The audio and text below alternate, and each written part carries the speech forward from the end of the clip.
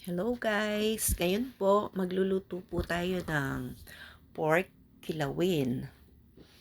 Ayan. Bali, magsosote po tayo. Painitin natin yung pan. Ayan, maglalagay po ako ng oil. Tapos, magsosote po na tayo ng garlic. Ayan. Bali, nakaluto na po ako ng pork asado. Ito na lang, kilawin. Saute tayo ng garlic.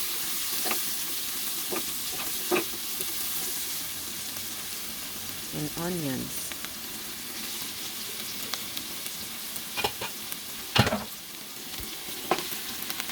Tapos, ilalagay po natin yung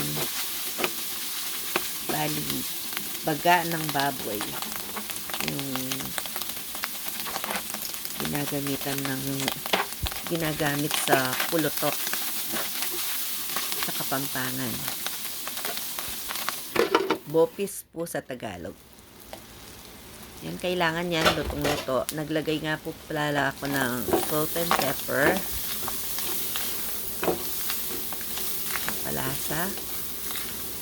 Dapat gisang-gisa po yan. Yung brown na brown siya. Nagdagdag po ako ng mantika.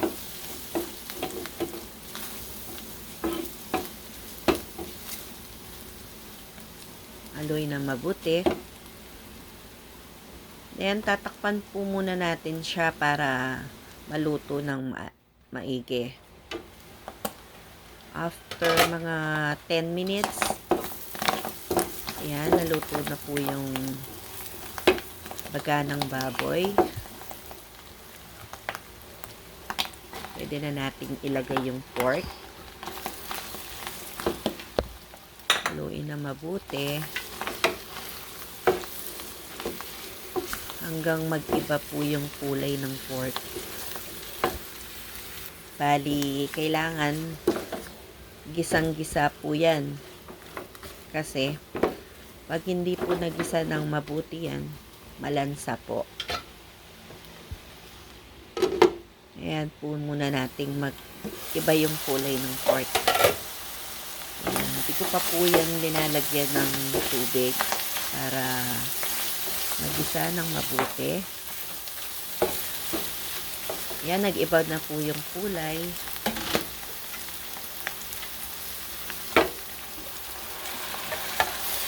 Tapos, add ko yung na-marinate ko na atay ng baboy. Binabad ko po sa suka, paminta, tsaka bawang. Tapos, may asin na rin po yan. So, po muna nating hahaluin. Dahil may suka yan. Tsaka, naglagay po ako ng patis.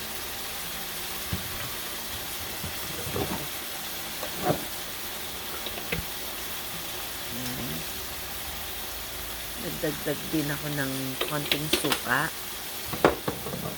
Kailangan maasim para masarap. Yan po nating kulong-kulo bago haluin.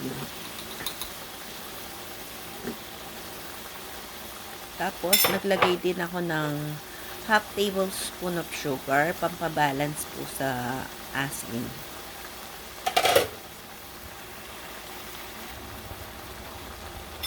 Yan. Kulong-kulo na po siya. Pwede na nating haluin.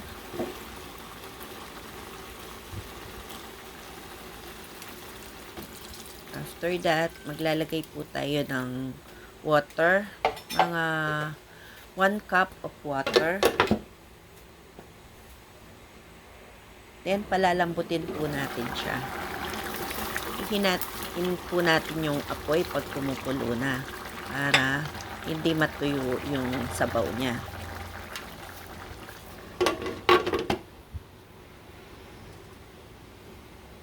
Yan, isi-simmer po natin for about 10 minutes ulit.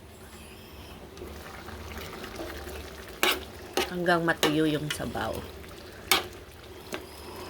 Ngayon, titikman po natin kung okay na yung timpla niya. Bago natin patuyuin kung ano po yung gusto nyong sabaw. Kung gusto nyo masabaw, pwede na po yan. Pero ako gusto ko po yung medyo mas tuyo ng konti dyan. Kaya, isisimmer pa natin for about 5 minutes. Ayan po yung naluto ko, na pinaluto ng anak ko. Yung crabs, kilawin, padadala po sa Dubai. Tsaka yung asado. Ayan.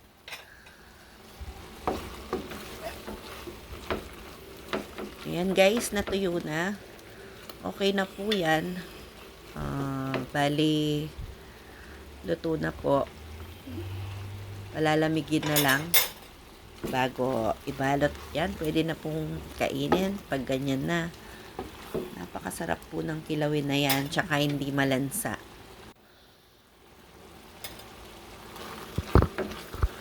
Ayan guys, salamat, thank you for watching.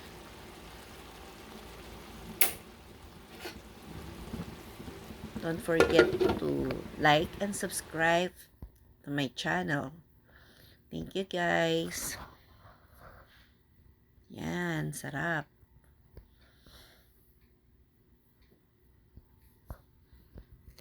Bye. Thank you.